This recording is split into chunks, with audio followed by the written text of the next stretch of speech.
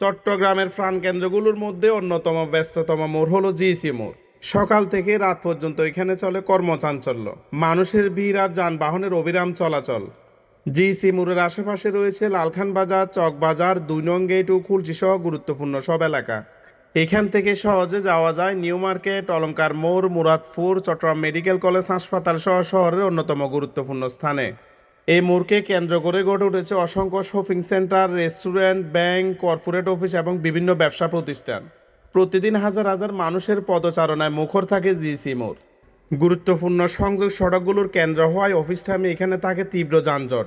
শুধু যানবাহন নয়, পথচারীদের ভিড়ও আশপাশের সড়কে স্পষ্ট দেখা যায়।